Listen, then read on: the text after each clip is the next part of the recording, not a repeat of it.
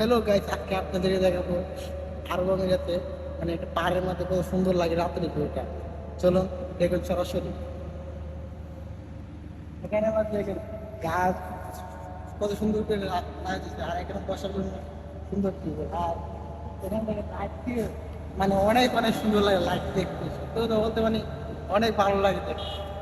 আর পাশে দেখেন একটা অনেক সুন্দর ব্রিজ রয়েছে, ব্রিজটা দেখলে আরো অনেক ভালো লাগবে। আসুন তো সামনে দেখে আপনি।